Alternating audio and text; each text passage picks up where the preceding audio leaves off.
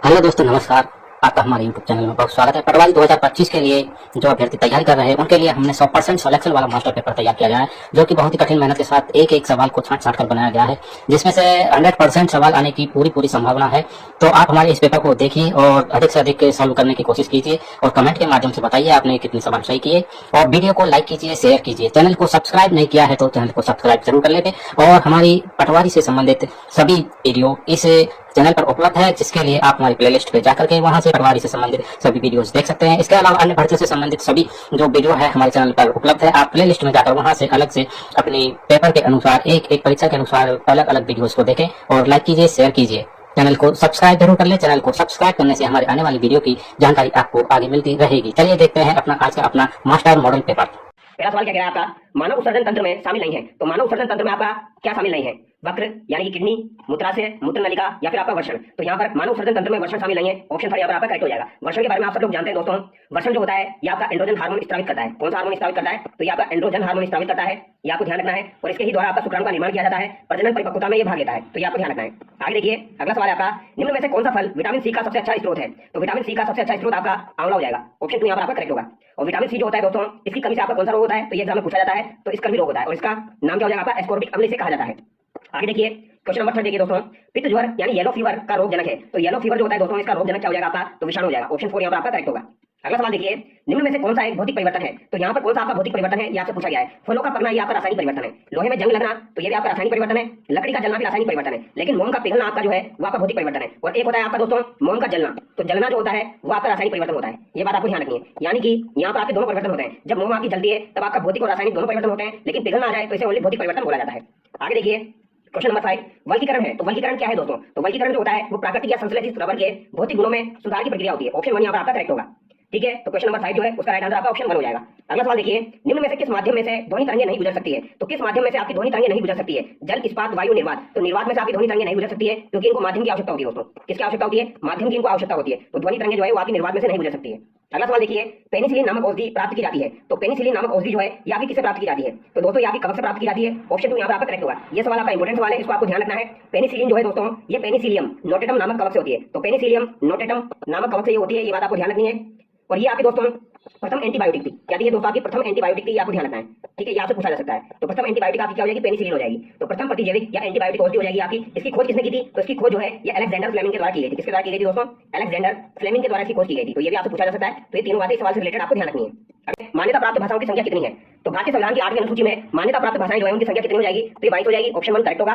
किस संविधान संशोधन के द्वारा शिक्षा के अधिकार को मूल अधिकारों में शामिल किया गया? तो शिक्षा का जो अधिकार है इसे मूल अधिकारों में शामिल किया गया था आपका 86वें संविधान संशोधन 2001 द्वारा दोस्तों। ये आपको ध्यान रखना है। 86वां संविधान संशोधन आपका 2001 में हुआ था। तो ये आपको ध्यान रखना है। और यहाँ पर 6 से लेकर 14 वर्ष तक के जो बच्चे थे, 6 से लेकर 14 वर्ष के जो आपके बच्चे हो जाएंगे उनको यहाँ पर शामिल किया गया है। ये बात आपको ध्यान रखनी है। 6 से लेकर 14 वर्ष के जो बच्चे होंगे उनको निःशुल्क और अनिवार्य शिक्षा का प्रावधान किया गया है। ये आपका 21A में दिया गया है दोस्तों। ठीक है, 86वां संविधान संशोधन के द्वारा 21A जोड़ा गया था। अगला सवाल देखिए, निम्नलिखित में से कौन सी भारतीय संविधान की संघीय विशेषता नहीं है? तो कौन सी आपकी भारतीय संविधान की संघीय विशेषता नहीं है? विधायी विषयों का विभाजन, स्वतंत्र न्यायपालिका, आपातकालीन उपबंध, द्विसदनीय विधायिका। अब यहाँ पर दोस्तों भारतीय संविधान की संघीय विशेषता नहीं है तो आपातकालीन उपबंध नहीं है, क्योंकि जब भी आपका आपातकाल लगता है दोस्तों तो राज्य की जो शक्तियां होती है वो केंद्र के पास चली जाती है। यानी राज्य पर किसका नियंत्रण हो जाता है? केंद्र का नियंत्रण हो जाता है। तो यहाँ पर ऑप्शन आपका करेक्ट होगा। अगला सवाल देखिए, निम्न में से कौन मंत्री परिषद में शामिल नहीं है? तो मंत्री परिषद में यहाँ पर आपका कौन शामिल नहीं है? कैबिनेट मंत्री, राज्य मंत्री, संसदीय सचिव या फिर आपका उप मंत्री। तो यहाँ पर संसदीय सचिव आपका शामिल नहीं है। बाकी तीनों यहाँ पर आपके शामिल है। 3 मंत्री होते हैं, कैबिनेट, राज्य और उप मंत्री। तीनों आपको ध्यान रखना है। ये सवाल पूछा जाता है। संसद के किसी सदन का स्थगन किसके द्वारा किया जाता है? तो संसद के किसी भी सदन का स्थगन कौन करता है? पीठासीन अधिकारी करता है। ऑप्शन 1 यहाँ पर आपका करेक्ट होगा। अगला सवाल देखिए, संसद सत्र की बैठक का पहला घंटा कहलाता है। तो संसद की जब सत्र की शुरुआत होती है तो जो पहला घंटा होता है आपका क्या कहलाता है दोस्तों? तो यहाँ पर प्रश्नकाल कहलाता है। क्या कहलाता है? यहाँ पर प्रश्नकाल कहलाता है। उसके बाद आपका शून्यकाल शुरू होता है। तो यहाँ पर आपका ऑप्शन 3 करेक्ट होगा।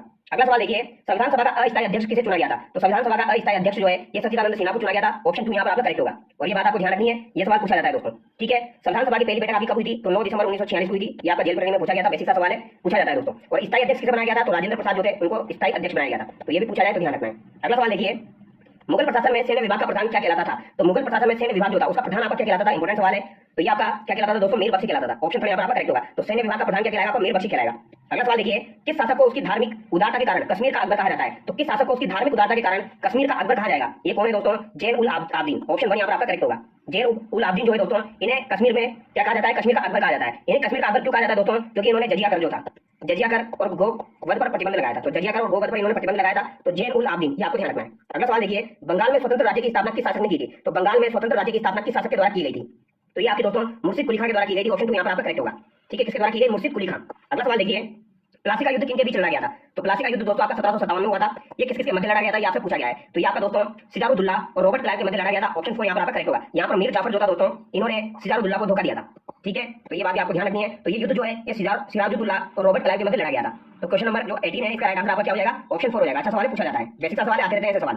अगला सवाल देखिए, भारत में रैयत बाड़ी बंदोबस्त किसके द्वारा शुरू किया गया था? इंपॉर्टेंट सवाल है। रैयत बाड़ी बंदोबस्त किसके द्वारा शुरू किया गया था भारत के अंदर? तो ये किसके द्वारा शुरू किया गया था दोस्तों? थॉमस मुनरो के द्वारा शुरू किया गया था। ऑप्शन 4 यहाँ पर आपका करेक्ट होगा। तो रैयत बाड़ी बंदोबस्त आपका थॉमस मुनरो हो जाएगा। अगला सवाल देखिए, अशोक ने किस अभिलेख में उसका नाम अशोक मिलता है? तो अशोक के किस अभिलेख में उसका नाम अशोक मिलेगा आपको? मास्की, ब्रह्मगिरी, सारनाथ या कौशाम्बी? तो मास्की वाला जो अभिलेख है दोस्तों, इसमें आपको अशोक का नाम जो है वो अशोक मिलेगा। ये आपको ध्यान रखना है। ठीक है, हालांकि और भी अभिलेख है उनमें भी अशोक का नाम आपको अशोक मिलेगा। जैसे कि गुजर अभिलेख जो है उसमें भी आपको अशोक का नाम मिल जाएगा। इसके अलावा एक आपका उद्गोलन अभिलेख है, उसमें भी आपको अशोक का नाम मिल जाएगा। एक आपका नेटूर है, तो नेटूर में भी आपको अशोक नाम मिल जाएगा। तो कुछ अभिलेख है जहां पर आपको अशोक का नाम अशोक ही मिलेगा, लेकिन कुछ अभिलेख ऐसे हैं जहां पर आपको अशोक का नाम क्या मिलेगा दोस्तों? देवानाम प्रियदर्शी भी मिलेगा। क्या मिलेगा? देवानाम प्रियदर्शी। तो ये भी आपको ध्यान रखना है। देवानाम प्रियदर्शी जो है ये भी अशोक का ही नाम हो जाएगा। ये कुछ अभिलेखों में दिया गया है। बुद्ध ने अपने उपदेश किस भाषा में दिए हैं? तो बुद्ध ने अपना उपदेश जो है सबसे पहला सारनाथ में दिया था। ये बात आपको ध्यान रखनी है। ठीक है, और इन्होंने किस भाषा में दिया? आपसे पूछा गया है। तो दोस्तों ये आपके पाली भाषा में दिए गए थे। ऑप्शन 2 यहाँ पर आपका करेक्ट होगा। प्राकृत नहीं होगा, पाली होगा। ऑप्शन 2 करेक्ट होगा। अगला सवाल देखिए, लघु हिमालय में पाए जाने वाले घास के मैदानों को उत्तराखंड में क्या कहा जाता है? तो घास के मैदानों को उत्तराखंड में क्या कहा जाएगा? कल मैंने भूगोल की क्लास में आपको करवाया था। अगर आपसे जम्मू कश्मीर का पूछा जाए तो मर भी करना है, उत्तराखंड का पूछा जाए तो बुग्याल करना है। और यहाँ पे कहाँ पाए जाएंगे? लघु हिमालय में पाए जाएंगे। तो ये भी आपको ध्यान रखना है। अगला सवाल देखिए, सिंधु नदी की सबसे बड़ी सहायक नदी कौन सी है? तो ये भी कल मैंने आपको करवाया था वीडियो में। तो सिंधु की सबसे बड़ी सहायक नदी आपकी चेनाब नदी हो जाएगी। ऑप्शन 3 यहाँ पर आपका करेक्ट होगा। इंपॉर्टेंट सवाल है, ये सवाल आपका आरएस के द्वारा 2 से 3 बार पूछा जा चुका है, तो इसको याद कर लेना। चेनाब सिंधु की सबसे बड़ी सहायक नदी है। इसका उद्गम कहां से होता है दोस्तों? तो बड़ा लाचाला जो दर्रा है वहां से इसका उद्गम होता है। बड़ा लाचाला जो है दर्रा, उसके दोनों ओर से निकलने वाली नदियां हैं चंद्र और भागा। तो चंद्र और भागा से मिलकर इसका निर्माण होता है और इसे दोस्तों हिमाचल प्रदेश में चंद्रभागा के नाम से भी जाना जाता है। अगला सवाल देखिए, भारत में ध्रुवीय प्रकार की जलवायु कहां पाई जाती है? तो ध्रुवीय प्रकार की जलवायु कभी भी आपसे पूछी जाए तो सबसे ऊपर चले जाना, यानी कि जम्मू कश्मीर, हिमाचल, हिमालय, इस साइड में आपकी ध्रुवीय प्रकार की जलवायु पाई जाती है। ये आपको ध्यान रखना है। अगला सवाल देखिए, किस मृदा का निर्माण लावा पदार्थों के विखंडन से हुआ है? तो लावा पदार्थों के विखंडन से किस मृदा का निर्माण हुआ है? ये भी मैंने आपको कल करवाया था। तो ये आपकी कौन सी मृदा हो जाएगी दोस्तों? काली और रेगुर मृदा हो जाएगी। ऑप्शन 1 यहाँ पर आपका करेक्ट होगा। अगला सवाल है, भारत में उष्णकटिबंधीय सदाबहार वन कहां पाए जाते हैं? तो भारत में उष्णकटिबंधीय सदाबहार वन आपके कहां पाए जाएंगे? पश्चिमी घाट के पश्चिमी ढाल पर, उत्तर पूर्वी पहाड़ी क्षेत्र में, अंडमान निकोबार द्वीप समूह में। तो दोस्तों उष्णकटिबंधीय सदाबहार वन वहां पाए जाते हैं जहां पर लगभग आपकी 250 सेंटीमीटर बारिश होती है। तो 250 सेंटीमीटर जब आपकी बारिश होती है तो वहां पर आपको ये मिलेंगे। ठीक है, 250 सेंटीमीटर से अधिक वर्षा वाले जो क्षेत्र होते हैं वहां पर आपको ये मिलेंगे, यानी कि यहाँ पर फर्स्ट, सेकंड और थर्ड तीनों से होगा, यानी उपयुक्त सभी आपका राइट हो जाएगा। अगला सवाल देखिए, भारत में सामाजिक वानिकी शब्द का प्रयोग पहली बार कब किया गया? इंपॉर्टेंट सवाल है, सामाजिक वानिकी शब्द का प्रयोग पहली बार कब किया गया था? तो ये आपका 1976 में किया गया था। ऑप्शन 2 यहाँ पर आपका करेक्ट होगा। अगला सवाल देखिए, आर्द्र भूमि निम्न में से किस प्रदूषक गैस के उत्सर्जन के लिए उत्तरदायी है? तो आर्द्र भूमि जो है वो किस प्रदूषक गैस के लिए उत्सर्जन के लिए उत्तरदायी है? तो इन सवालों में ज्यादातर राइट आंसर आपका क्या निकलेगा? मीथेन निकलेगा दोस्तों। ऑप्शन 2 आपका करेक्ट होगा। ठीक है, जब पशु जुगाली करते हैं तभी मीथेन निकलती है आपकी। तो ये चीज आपको ध्यान रखनी है। अगला सवाल देखिए, भारत वन स्थिति रिपोर्ट 2023 के अनुसार देश के कुल मैंग्रोव वनस्पति का आवरण है। तो दोस्तों भारत वन स्थिति रिपोर्ट मैंने आपको यूट्यूब पे नहीं करवाई है। इसके कुछ सवाल मैं आपको करवाऊंगा, लगभग 20 से 25 सवाल, और उन 20 से 25 सवालों में से आपका सवाल एग्जाम में बैठ जाएगा। तो इस रिपोर्ट का सवाल मैं आपको करवाऊंगा, यानी कुछ एक वीडियो लेके आऊंगा 15 से 20 मिनट का, उसमें आपका टॉपिक कंप्लीट हो जाएगा। तो अभी के लिए आप याद रखिए, देश में कुल मैंग्रोव वनस्पति आवरण कितना हो जाएगा? 4992 वर्ग किलोमीटर हो जाएगा। ऑप्शन 4 यहाँ पर आपका करेक्ट होगा। अगला सवाल देखिए, भारत का पहला मधुमेह बायो बैंक कहां स्थापित किया गया? यानी डायबिटीज बायो बैंक आपका कहां पर स्थापित किया गया? तो यहाँ पर करंट अफेयर का सवाल है। तो भारत का पहला डायबिटीज बायो बैंक आपका चेन्नई में स्थापित किया गया है। ऑप्शन 3 करेक्ट होगा। अगला सवाल देखिए, हाल ही में वंचित बच्चों में शिक्षा, कौशल विकास एवं नवाचार को बढ़ावा देने के उद्देश्य से कौन सा पोर्टल लॉन्च किया गया है? तो कौन सा पोर्टल यहाँ पर लॉन्च किया गया है? तो ये आपका हो जाएगा विजन। ऑप्शन 4 करेक्ट होगा। अगला सवाल देखिए, हाल ही में किसने भारत के 51वें मुख्य न्यायाधीश के रूप में कार्यभार ग्रहण किया है? तो भैया 51 में आपके मुख्य न्यायाधीश कौन बने हैं? तो यहाँ पे कौन हो जाएंगे? संजीव खन्ना बने। ऑप्शन 2 आपके करेक्ट हो जाएगा। लेकिन अभी जो 52 में बनने जा रहे हैं वो कौन बने जा रहे हैं आपके? वो गवई बनने जा रहे हैं, BR गवई। वो आपको ध्यान रखना है, हो सकता है वो भी आपका एग्जाम में पूछा जाए। ठीक है, तो 51 में तो आपके कौन हो जाएंगे? संजीव खन्ना हो जाएंगे। तो ये आपको ध्यान रखना है। अगला सवाल देखिए, भारत वन स्थिति रिपोर्ट 2023 के संबंध में कुछ कथन दिए गए हैं, उन पर आपको विचार करना है। तो ये रिपोर्ट मैं आपको करवाऊंगा, आप टेंशन मत लीजिए। देश के कुल वृक्षावरण में लगभग 156 वर्ग किलोमीटर की वृद्धि हुई है और देश के कुल वनावरण में लगभग 1289 वर्ग किलोमीटर की वृद्धि हुई है। तो दोस्तों 156 वर्ग किलोमीटर की वृद्धि हुई और 1289 वर्ग किलोमीटर की वृद्धि हुई, लेकिन यहाँ पर उल्टा दिया गया है। वृक्षावरण में तो आपकी वृद्धि कितनी हुई है? 1289 की हुई है, और वनावरण में आपकी कितनी हुई है? 156 की हुई है। तो यहाँ पर दोनों गलत हो जाएंगे, यानी कि यहाँ पर कोई सा भी आपका सही नहीं है। ठीक है, अगला सवाल देखिए, यहाँ पर आपको सम्मिलित करना है राजस्थान करंट अफेयर का सवाल है। मरु उड़ान का संबंध, लाड़ेसर का संबंध, सक्षम जयपुर का संबंध और जयपुर प्रवाह का संबंध। तो इसे पता लगा आपको जयपुर प्रवाह का संबंध किससे हो जाएगा? यातायात से हो जाएगा। यातायात नियमों की पालना तथा सड़क हादसों में कमी लाना। तो ये 2 ऑप्शन तो आपके कैंसिल हो गए, 4 में आपका डी हो जाएगा। ठीक है, मरु उड़ान का संबंध किससे? महिला सशक्तिकरण से है, तो यहाँ पर आपका ए हो जाएगा। लाड़ेसर का संबंध किससे हो जाएगा दोस्तों? लाड़ेसर का संबंध है कुपोषित बच्चों के स्वास्थ्य में सुधार हेतु, तो सेकंड में आपका सी हो जाएगा। तो यहाँ पर ऑप्शन 2 आपका करेक्ट होगा। और सक्षम जयपुर का संबंध बालिकाओं के सर्वांगीण विकास के लिए हो जाएगा। अगला सवाल देखिए, राजस्थान में टीबी मुक्त अभियान का शुभारंभ कहां से किया गया? ये आपका इंपॉर्टेंट सवाल है दोस्तों। राजस्थान में टीबी मुक्त अभियान जो है इसका शुभारंभ कहां से किया गया? तो इसका शुभारंभ कहां से किया गया? जयपुर से किया गया। ये आपको ध्यान रखना है, कहां से किया गया दोस्तों? जयपुर से किया गया। ठीक है, इसके बारे में एक बात आपको ध्यान रखनी है दोस्तों, 7 दिसंबर 2024 को जयपुर से इसकी शुरुआत की गई है। कब की गई? 7 दिसंबर को की गई है। तो ये डेट आपको ध्यान रखनी है। इसके अंतर्गत 5 जिलों में, कितने जिलों में दोस्तों? 5 जिलों में आपका टीबी मुक्त अभियान शुरू किया गया है। ये 5 जिला आपको ध्यान रखने हैं, ये पूछे जा सकते हैं। एक तो आपका कोटा हो जाएगा, कोटा, एक आपका हो जाएगा 12, तो कोटा 12 और झालावाड़, तो 3 तो ये हो गया आपके हाड़ौती वाले। ठीक है, कोटा, बारा, झालावाड़। इसके अलावा आपको एक याद रखना है हनुमानगढ़, और एक याद आपको याद रखना है राजसमंद। तो ये 5 जिलों में शुरू किया गया था। ठीक है, जयपुर से इसकी शुरुआत हुई थी। ठीक है, तो इसके अंतर्गत राज्य के 5 जिलों यानी बारा, कोटा, झालावाड़, हनुमानगढ़, राजसमंद में 100 दिवस तक निश्चय शिविरों का आयोजन किया जाएगा। तो कितने दिवस तक किया जाएगा? 100 दिवस तक किया जाएगा। तो 100 दिवस भी आपको ध्यान रखना है। तो ये सवाल आपका मुझे लगता है एग्जाम में पूछा जा सकता है, तो ध्यान रखना है। अगला सवाल देखिए, राजस्थान में शुरू किए गए अभी नहीं अभियान का संबंध है। तो अभी नहीं भैया, अभी विवाह मत करो, अभी नहीं, तो यहाँ पर बाल विवाह से संबंधित है, ऑप्शन पर आपका करेक्ट हो जाएगा। अगला सवाल देखिए, Rajasthan economic revival task force के संदर्भ में निम्नलिखित कथनों पर विचार करें। इसका उद्देश्य राजस्थान के वित्त, आर्थिक प्रबंधन, बुनियादी ढांचे और कृषि क्षेत्रों का विकास करना है। इसका गठन मुख्य सचिव की अध्यक्षता में किया गया है। तो यहाँ पर दोस्तों पहली बात आपको बिल्कुल सही है। ठीक है, इसका उद्देश्य क्या हो जाएगा? वित्त, आर्थिक प्रबंधन, बुनियादी ढांचे और कृषि क्षेत्रों का विकास करना है। Rajasthan economic revival task force का गठन किया गया था, तो ये बात सही है। लेकिन यहाँ पर मुख्य सचिव की अध्यक्षता में नहीं किया गया, ये मुख्यमंत्री की अध्यक्षता में किया गया है। तो ये कथन आपका गलत हो जाएगा, यानी कि 1 सही है यहाँ पर आपका।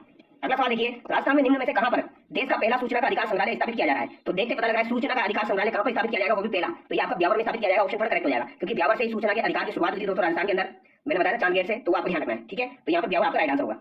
अगला सवाल देखिए, अलाउद्दीन खिलजी की निम्नलिखित राजपूत राज्यों की विजय का सही कालानुक्रम है। तो सही कालानुक्रम आपको बताना है। तो चित्तौड़गढ़ विजय 1301 में हुई, जालौर विजय कब हुई थी? तो 1308 में हुई थी। सिवाना की विजय आपकी 1311 में हुई थी, और रणथंभौर की विजय कब हुई थी? 1301 में हुई थी। ये चित्तौड़ की विजय आपकी 1303 में हुई थी। ठीक है, आपको ध्यान रखना है। तो रणथंभौर की 1301 में हुई, चित्तौड़ की 1303 में हुई, जालौर की 1308 में हुई, सिवाना की 1311 में हुई। और दोस्तों यहाँ पर एक बात आपको ध्यान रखनी है, जब चित्तौड़गढ़ पर विजय हुई थी तो इसका नाम क्या कर दिया था? खिजराबाद कर दिया था। क्या कर दिया था दोस्तों? खिजराबाद कर दिया था। ये आपको ध्यान रखना है। और जालौर का नाम क्या कर दिया था? जलालाबाद कर दिया था। जालौर का नाम क्या कर दिया था? अलाउद्दीन खिलजी ने जलालाबाद कर दिया था। और सिवाना का नाम क्या कर दिया था? खिजराबाद कर दिया था। तो ये तीनों बातें भी आपको ध्यान रखनी है। ठीक है, तो यहाँ पर क्रम से जमाना है। तो सबसे पहले सेकंड आ जाएगा आपका रणथंभौर, फिर आपका चित्तौड़ आ जाएगा फर्स्ट, फिर आपका जालौर आ जाएगा थर्ड, और यहाँ पर थर्ड ऑप्शन आपका करेक्ट हो जाएगा। अगला सवाल देखिए, निम्नलिखित में से किस राजपूत शासक द्वारा औरंगजेब के विरुद्ध विद्रोह किया गया था? तो औरंगजेब के विरुद्ध विद्रोह किया गया था, तो किसने किया था? महाराणा रासिंग ने किया था। दोस्तों इन्होंने जजिया कर का भी विरोध किया था, इन्होंने जजिया कर का भी विरोध किया था, और साथ ही साथ चारुमती जो थी दोस्तों, उनसे शादी भी कर ली थी इन्होंने। तो किशनगढ़ की राजकुमारी थी चारुमती, तो उनसे भी इन्होंने विवाह कर लिया था। तो इन दो कारणों की वजह से औरंगजेब नाराज था भैया, तो जजिया कर और चारुमती, ये आपको ध्यान रखना है, महाराजा रासिंग हो जाएगा। ठीक है, अगला सवाल देखिए, राजस्थान में पटिहार वंश के संस्थापक हरिश्चंद्र की राजधानी थी। तो पटिहार वंश के संस्थापक हरिश्चंद्र की राजधानी मंडोर हो जाएगी, ये आपको ध्यान रखना है। पटिहार वंश की कितनी शाखाएं आपको मिलेगी दोस्तों? 26 शाखाएं मिलेगी, जिसमें सबसे पुरानी शाखा कौन सी हो जाएगी? आपकी मंडोर वाली हो जाएगी।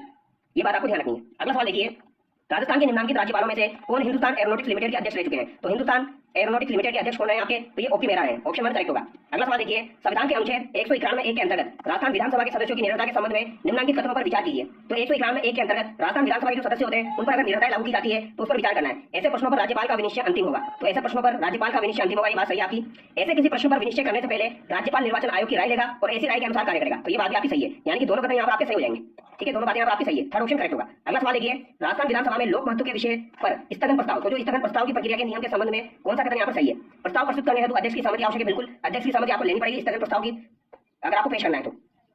प्रस्ताव द्वारा विशेषाधिकार का प्रश्न उठाया जा सकता है, तो ये नहीं उठाया जा सकता है, तो दो यहाँ पर आपका गलत हो जाएगा। ठीक है, प्रस्ताव हाल ही में घटित किसी विशिष्ट घटना तक सीमित रहेगा, ये बात भी सही है। एक ही बैठक में एक से अधिक प्रस्ताव प्रस्तुत नहीं होंगे, तो ये बात भी आपकी सही है, तो यहाँ पर आपका ऑप्शन करेक्ट हो जाएगा। अगला सवाल देखिए, संविधान के अनुच्छेद 217(1) के अनुसार राजस्थान उच्च न्यायालय के मुख्य न्यायमूर्ति से भिन्न किसी न्यायाधीश की नियुक्ति राष्ट्रपति किसके परामर्श उपरांत करेगा? तो भैया कभी भी राजस्थान उच्च न्यायालय के मुख्य न्यायमूर्ति की नियुक्ति के बारे में पूछा जाए तो ये पहली बात आपको 217 ध्यान आना चाहिए। ठीक है, 217 आपको ध्यान रखना है, किसकी सहमति से करेगा, यानी किससे परामर्श लेगा? तो भैया राज्यपाल का परामर्श भी चाहिए, मुख्य न्यायमूर्ति, भारत के मुख्य न्यायमूर्ति तथा राजस्थान उच्च न्यायालय के मुख्य न्यायमूर्ति, इनका परामर्श चाहिए, ऑप्शन 2 यहाँ पर आपका करेक्ट होगा।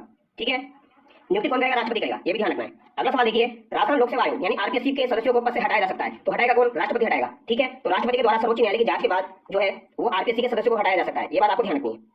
हटाने का काम राष्ट्रपति का है। निम्नलिखित में से रियासती राज्यों के किस समूह ने स्वाधीनता से पहले पंचायतों पर विधेयक पारित कर दिया था? तो दोस्तों रियासती राज्यों के किस समूह ने स्वाधीनता से पहले पंचायतों पर विधेयक पारित कर दिया था? तो दोस्तों जब आपका स्वाधीनता से पहले यानी पंचायत अधिनियम जो था विधेयक वो कहां पर पारित आपका ये पूछा गया है। तो क्वेश्चन नंबर 47 जो है इसका राइट आंसर आपका हो जाएगा जोधपुर, जयपुर, उदयपुर, सिरोही। लेकिन सबसे पहले कहां पर किया गया था? बीकानेर में, ये बात आपको ध्यान रखनी है। ठीक है, ये 5 आपको ध्यान रखना है स्वाधीनता से पहले, बीकानेर, जोधपुर, जयपुर, उदयपुर, सिरोही, ऑप्शन यहाँ पर आपका करेक्ट होगा। सबसे पहले बीकानेर में किया गया था, और स्वाधीनता के बाद आपका पंचायती राज अधिनियम 1953 बना था, वो बात आपको ध्यान रखनी है। ठीक है, अगला सवाल देखिए, राजस्थान में वार्ड पंच, उप सरपंच किसे संबोधित कर अपना त्यागपत्र देता है? तो वार्ड पंच या फिर उप सरपंच किसे संबोधित करेगा और अपना त्यागपत्र देगा? तो ये वीडियो को देगा, खंड विकास अधिकारी को देगा दोस्तों, ये आपका ऑप्शन 2 यहाँ पर करेक्ट होगा। अगला सवाल देखिए, राजस्थान राज्य मानवाधिकार आयोग का संगठन है, तो राजस्थान राज्य मानवाधिकार आयोग का संगठन क्या हो जाएगा? तो 2006 में संशोधन हुआ था, उसे 1+2 कर दिया गया था आपका, तो यहाँ पर एक अध्यक्ष और 2 सदस्य आपके हो जाएंगे, ऑप्शन 4 यहाँ पर आपका करेक्ट होगा, ये आपको ध्यान रखना है। इसके अलावा अगर आपसे पूछा जाए दोस्तों मानवाधिकार आयोग का गठन जो है वो कौन से अध्याय में और कौन सी धारा में किया गया है? तो 521 आपको ध्यान रखना है, अध्याय 5 की धारा 21 में इसका गठन का प्रावधान है, ये आपको ध्यान रखना है, मानवाधिकार संरक्षण अधिनियम में, तो ये 521 आपको ध्यान रखना है, इससे आप कर सकते हो। निम्न में से कौन राजस्थान राज्य मानवाधिकार आयोग की पहली महिला अध्यक्ष थी? तो पहली महिला अध्यक्ष आपकी कांता भटनागर हो जाएगी मानवाधिकार आयोग की, ये बात आपको ध्यान रखनी है। ठीक है, अगला सवाल देखिए, निम्नलिखित में से किस मुख्यमंत्री के त्यागपत्र देने के पश्चात बरकतुल्ला खान को राजस्थान का मुख्यमंत्री नियुक्त किया गया? तो मोहनलाल सुखाड़िया ने त्यागपत्र दिया था, उसके बाद आपके दोस्तों बरकतुल्ला खान मुख्यमंत्री बने थे, ये बात आपको ध्यान रखनी है। अगला सवाल है, मुगलों से वैवाहिक संबंध स्थापित करने वाला प्रथम राजपूत राज परिवार कौन सा था? तो भैया कौन सा हो जाएगा? आपका कछवाड़ राजवंश हो जाएगा। 1562 में भारमल जो था उसने अपनी पुत्री हरकाबाई का विवाह कर दिया था अकबर के साथ। ठीक है, तो यहाँ पर राइट आंसर आपका क्या हो जाएगा? कछवा हो जाएगा। अगला सवाल है, जयपुर में राजनीतिक चेतना के उदय और विकास में निम्न में से किसने योगदान दिया? तो जयपुर में राजनीतिक चेतना के उदय और विकास में किसने योगदान दिया था? अर्जुनलाल सेठी ने योगदान दिया था। इनके द्वारा वर्धमान पाठशाला की स्थापना की गई थी दोस्तों 1907 में, ये आपको ध्यान रखना है। 1907 में इनके द्वारा वर्धमान पाठशाला की स्थापना की गई थी। इसके अलावा अगर आपसे पूछा जाए, इनकी कुछ पुस्तकें हैं वो एग्जाम में पूछी जाती है। शुद्र मुक्ति, वो आपको ध्यान रखें, शुद्र मुक्ति पूछी जाती है। स्त्री मुक्ति, ये किसके द्वारा लिखी गई है? तो शुद्र मुक्ति हो, चाहे स्त्री मुक्ति हो, चाहे महेंद्र कुमार हो, ये तीनों किताबें इनकी बहुत ज्यादा एग्जाम में पूछी जाती है। तो शुद्र मुक्ति, स्त्री मुक्ति और महेंद्र कुमार, ये आपको ध्यान रखनी है। आगे देखिए, सन 1907 में चूरू में स्वामी गोपाल दास ने किस सभा की स्थापना की थी? तो 1907 में स्वामी गोपाल दास के द्वारा चूरू में स्थापना की गई थी सर्वहित कहानी सभा की। तो सर्वहित कहानी सभा इंपोर्टेंट है, पूछी जाती है। और यहाँ पर एक और बात आपको ध्यान रखनी है, चूरू की इसे कांग्रेस भी कहा जाता है। चूरू की कांग्रेस किसे कहा जाएगा? तो यहाँ पे सर्वहित कहानी सभा को कहा जाएगा। और इसने चूरू में कबीर पाठशाला की स्थापना भी की थी। तो कबीर पाठशाला, इसके अलावा पुत्री पाठशाला, तो कबीर पाठशाला और पुत्री पाठशाला की स्थापना ये चूरू में किसके द्वारा की गई? सर्वहित कहानी सभा के द्वारा। इंपोर्टेंट है। आगे देखिए, हवेली चित्रकला किस शताब्दी की देन है? तो हवेली चित्रकला किस शताब्दी की आपकी देन हो जाएगी? तो ये 19वीं शताब्दी की देन है। ऑप्शन 4 करेक्ट होगा। अगला सवाल है, राजस्थान का मिनी खजुराहो किस मंदिर को कहा जाता है? तो ये आपका रामगढ़ का भंडदेवरा मंदिर जो है, इसे राजस्थान का मिनी खजुराहो कहा जाता है। ऑप्शन 4 करेक्ट होगा। और राजस्थान का खजुराहो कौन हो जाएगा? किराड़ू का मंदिर। निम्न में से कौन सा नृत्य राजस्थान के कालबेलियों का नृत्य नहीं है? तो कालबेलियों का नृत्य कौन सा नहीं है? संक्रिया है, पणिहारी है, इंडोनी भी है, लेकिन चली नृत्य जो है ये गुर्जर जाति का है और जिसकी प्रसिद्ध कलाकार आपकी फल्गु बाई हो जाएगी। अगला सवाल देखिए, मेवाड़ में दीपावली के 15 दिन पहले अक्सर लड़कियां घर घर जाकर गीत गाते हैं। लड़कियों द्वारा गाए जाने वाले गीतों को कहा जाता है। तो मेवाड़ में दीपावली के 15 दिन पहले लड़के और लड़कियां घर घर जाकर गीत गाते हैं। तो लड़कियों द्वारा जो गीत गाया जाता है उसे क्या कहा जाता है? उसे तो गडारियो कहा जाता है। क्या कहा जाएगा? लड़के द्वारा जो गाया जाएगा उसे तो गडारियो कहा जाएगा। लेकिन दोस्तों, लड़कों के द्वारा भी गाया जाता है। तो लड़कों के द्वारा जो गाया जाता है उसे लेवड़ी या फिर उसे क्या कहा जाएगा? हरणी कहा जाएगा। लेवड़ी या हरणी जो है वो लड़कों के द्वारा गाया जाता है, उसे कहा जाता है। और गडारियो जो है ये लड़कियां गाती है, उसे कहा जाता है। ठीक है, तो गडारियो, लेवड़ी और हरणी, ये आपको ध्यान रखना है। अगला सवाल है, गोविंद देव मंदिर जयपुर एवं मदन मोहन मंदिर करौली का संबंध किस संप्रदाय से है? तो इनका संबंध किस संप्रदाय से आपका हो जाएगा? तो ये आपका गौड़ीय संप्रदाय से हो जाएगा। ऑप्शन 4 यहाँ पर आपका बिल्कुल करेक्ट होगा। इसके अलावा यहाँ पर अगर आप ध्यान रखना चाहो तो ये ध्यान रख सकते हो, गोविंद देव मंदिर का निर्माण किसने करवाया था? तो ये आपका सवाई जयसिंह के द्वारा करवाया गया था। सवाई जयसिंह के द्वारा गोविंद देव मंदिर का निर्माण करवाया गया था। और आपकी गौड़ीय या ब्रह्म संप्रदाय से कहा जाता है, इसके प्रवर्तक कौन हो जाएंगे? तो मध्वाचार्य इसके प्रवर्तक हो जाएंगे। गौड़ीय संप्रदाय के प्रवर्तक कौन हो जाएंगे? मध्वाचार्य हो जाएंगे। अगला सवाल है, निष्कलंक संप्रदाय के संस्थापक थे। तो निष्कलंक संप्रदाय के संस्थापक आपके संत मावजी हो जाएंगे। इन्हें विष्णु का कल की अवतार भी कहा जाता है। इनका जन्म सावला गांव डूंगरपुर में हुआ था दोस्तों। सावला डूंगरपुर में इनका जन्म हुआ था। इनके द्वारा चोपड़ा नामक ग्रंथ भी लिखे गए हैं। तो चोपड़ा नामक जो ग्रंथ है वो किसके द्वारा लिखे गए हैं? वो आपके बागड़ी भाषा में संत मावजी के द्वारा लिखे गए हैं। अगला सवाल है, राजस्थानी भाषा का पहला उपन्यास कौन सा माना जाता है? तो राजस्थानी भाषा का पहला उपन्यास किसे माना जाएगा? तो शिवचंद्र भटिया के द्वारा लिखा गया कनक सुंदर, ये आपका पहला उपन्यास माना जाता है राजस्थानी भाषा का। ये आपको ध्यान रखना है। और राजस्थानी भाषा का पहला नाटक कौन सा है? ये आप मुझे बताइए। राजस्थानी भाषा का पहला नाटक कौन सा हो जाएगा? अगर आपसे पूछा जाए एग्जाम में तो क्या करोगे? तो राजस्थानी भाषा का पहला नाटक अगर आपसे पूछा जाए तो ये मैं आपको बता देता हूँ कौन सा हो जाएगा दोस्तों, केसर विलास हो जाएगा। केसर विलास जो है ये आपका पहला नाटक हो जाएगा और ये भी शिवचंद्र भटिया के द्वारा ही लिखा गया है। और अगर आपसे फिर से पूछ लिया जाए भैया पहली कहानी कौन सी है, राजस्थानी भाषा की प्रथम कहानी कौन सी है, तो प्रथम कहानी भी अगर आपसे पूछी जाए तो उसको भी बता देना दोस्तों। प्रथम कहानी आपकी कौन सी हो जाएगी? विश्रांत प्रवास हो जाएगी। विश्रांत प्रवास जो है ये आपकी पहली कहानी हो जाएगी। तो यहाँ पर अगर नाटक पूछा जाए तो केसर विलास और प्रथम कहानी पूछी जाए तो विश्रांत प्रवास हो जाएगा। तो राजस्थानी भाषा का पहला उपन्यास कनक सुंदर शिवचंद्र भटिया ने लिखा, पहला नाटक केसर विलास शिवचंद्र भटिया ने लिखा, प्रथम कहानी विश्रांत प्रवास ये भी किसने लिखी? शिवचंद्र भटिया ने लिखी। अब यहाँ पर कंफ्यूजन क्रिएट हो सकता है कभी कभार, अगर आपको ऑप्शन में कनक सुंदर केसर विलास दोनों दे तो आप कंफ्यूज हो जाओगे। तो इसकी कुछ ट्रिक बनाओ दोस्तों। भाई पहला उपन्यास जो है वो कनक सुंदर, तो इसको इसी तरीके से ध्यान रख सकते हो आप, उपन्यास कनक और नाटक केसर। तो इस तरीके से याद रख सकते हो। नाटक में भी आपका यहाँ पर कहा रहा है और इसमें भी कहा रहा है, तो इस तरीके से याद रख सकते हो। नाटक केसर विलास कुछ ट्रिक बना सकते हो इसकी। और प्रथम कहानी आपकी विश्रांत प्रवास हो जाएगी। तो इसको देखिए कैसे याद रख सकते हो। निम्न में से देश दर्पण की रचना किसने की थी? तो देश दर्पण की रचना किसने की है दोस्तों? दयालदास के द्वारा की गई है। दयालदास आपके बीकानेर में था दोस्तों। बीकानेर में किसके दरबार में था? ये भी आपसे पूछा जाए तो ये रतन सिंह का दरबारी था। ये बात आपको ध्यान रखनी है, ठीक है। और दयालदास जो है इनके द्वारा काफी सारी किताबें लिखी गई है, जैसे बीकानेर राठौड़ी ख्याल एक इनके द्वारा लिखी गई है दोस्तों। आर्य ख्याल भी इनके द्वारा लिखी गई है, ये पूछी जा सकती है आर्य ख्याल। इसके अलावा कल्पद्रुम भी लिखी गई है, हालांकि कल्पद्रुम एक और है। पंवार वंश दर्शन भी इनके द्वारा लिखी गई है। पंवार वंश दर्पण ये भी इनके द्वारा लिखी गई है, ये भी पूछी जा सकती है। आर्य ख्याल इंपोर्टेंट है और यहाँ पर आपकी देश दर्पण इंपोर्टेंट है, ठीक है। और पंवार वंश दर्पण भी इनके द्वारा लिखी गई है। और बीकानेर राठौड़ी ख्याल तो आपको बताइए। अनुवर्त आंदोलन के प्रणेता कौन थे? तो अनुवर्त आंदोलन के प्रणेता आपके आचार्य तुलसी हो जाएंगे। अनुवर्त आंदोलन जो है ये 1949 में चलाया गया था आचार्य तुलसी के द्वारा। आचार्य तुलसी का जन्म कहाँ हुआ था? तो लाडू नागौर में इनका जन्म हुआ था। कहाँ हुआ दोस्तों? लाडू नागौर में इनका जन्म हुआ था। ये बात आपको ध्यान रखनी है। और ये आपके दोस्तों 13 पंथ संघ के 9 आचार्य थे। 13 पंथ संघ जो था उसके 9 आचार्य थे। ये क्लास 10 की किताब में दिया गया है तो पूछा जा सकता है कौन से आचार्य थे? 9 आचार्य थे। किसके दोस्तों? 13 पंथी संघ के। तो 9 थे, 10वें नहीं थे, 9 थे, ठीक है। आगे देखिए, निम्न में से किसे भूदान कूपदान कार्यक्रमों में उनकी सक्रिय भागीदारी के कारण भारत सरकार ने 1956 में पद्म विभूषण से सम्मानित किया। तो 1956 में पद्म विभूषण दिया गया था दोस्तों भूदान कूपदान कार्यक्रमों में उनकी सक्रिय भागीदारी के कारण। तो ये हो जाएगा आपकी जानकी देवी बजाज। ऑप्शन पर करेक्ट होगा। इंपोर्टेंट सवाल है। राजस्थान का क्रांतिकारी जो 22 वर्ष की उम्र में जेल रहते हुए शहीद हुआ, तो जेल में रहते हुए शहीद हुआ था 22 वर्ष की उम्र में, यहाँ पे प्रताप सिंह बारट हो जाएंगे। कौन हो जाएंगे दोस्तों? प्रताप सिंह बारट हो जाएंगे। अब मेरा आपसे एक सवाल है, सिंपल सा सवाल है, आप मुझे कमेंट करके बताएंगे सवाल का आंसर। प्रताप सिंह बारट को कौन सी जेल में रखा गया था? प्रताप सिंह बारट जो कि केसरी सिंह बारट के पुत्र थे, इनको कौन सी जेल में रखा गया था? ये आप मुझे कमेंट करके बताएंगे। अगर आप इस वीडियो को देख रहे हैं तो कमेंट जरूर करना, इनको कौन सी जेल में रखा गया था। यहाँ पे पटवारी के एग्जाम में पूछा जा सकता है। अगला सवाल देखिए, पर्यटन स्थल चांद बावड़ी कहाँ स्थित है? तो चांद बावड़ी आबा नदी में हो जाएगी। 13 मंजिला बावड़ी आपकी चांद द्वारा बनवाई गई थी। आगे देखिए, राजस्थान के निम्नलिखित में से किस जिले में उड़िया पठार स्थित है? तो उड़िया का पठार आपका जिसकी ऊंचाई 1360 मीटर है, कहाँ हो जाएगा? माउंट आबू सिरोही हो जाएगा। ऑप्शन 1 करेक्ट होगा। और एक आपका आता है भोराट का पठार। तो भोराट का पठार जो इसकी ऊंचाई 1225 मीटर हो जाएगी, वो भी आपका माउंट आबू सिरोही हो जाएगा। ये आपको ध्यान रखना है। अगला सवाल देखिए, क्वेश्चन नंबर 68। यहाँ पर आपको सम्मिलित करना है, जालोर में कौन सा पर्वत हो जाएगा आपका? तो जालोर में आपका हो जाएगा दोस्तों झारोला। जयपुर में आपका कौन सा हो जाएगा? बरवाड़ा। अलवर में आपकी हो जाएगी दोस्तों खानगढ़। सीकर में आपकी हो जाएगी रघुनाथगढ़। ये आपको ध्यान रखना है, ठीक है। तो यहाँ पर सम्मिलित कर लीजिए। ए में आपका सेकंड है, तो यहाँ पर एक ऑप्शन में दिया गया है। बी में आपका फर्स्ट हो जाएगा, सी में 4 है और डी में आपका 3rd है। अब हम दोस्तों इंग्लिश का सवाल देखने वाले हैं, तो चलिए शुरू करते हैं। पहला इंग्लिश का सवाल है आपका, it is best to be silent then to speak in anger. तो दोस्तों यहाँ पर दिया गया it is best to be silent then to speak in anger. तो यहाँ पर क्या दिया गया है, इसमें आपको एरर ढूंढनी है, एरर ढूंढनी है दोस्तों। तो यहाँ पर it is best to be silent then, तो दोस्तों बेस्ट के साथ देन यहाँ पर नहीं आ सकता, बेटर देन होगा, ठीक है। यानी यहाँ पर डिग्री जो है वो सुपरलेटिव लगा दी है, जबकि यहाँ पर कंपैरेटिव लगानी थी। तो यहाँ पर आपका कौन सा गलत हो जाएगा, पहला यहाँ पर आपका करेक्ट होगा। आगे देखिए, he commanded me as if he was my husband. तो he commanded me as if he was my husband, यानी कि यहाँ पर इमेजिनरी बात की जा रही है। तो यहाँ पर वॉज की जगह क्या आना चाहिए, वर आना चाहिए। तो यहाँ पर आपकी टू में एरर हो जाएगी। आगे देखिए, गिव सिनोनिम ऑफ लोड। तो यहाँ पर जो है लोड का मतलब क्या होता है, यानी किसी की प्रशंसा हम कर रहे हैं। तो यहाँ पर आपका सिनोनिम क्या हो जाएगा, इसका फ्रेज हो जाएगा।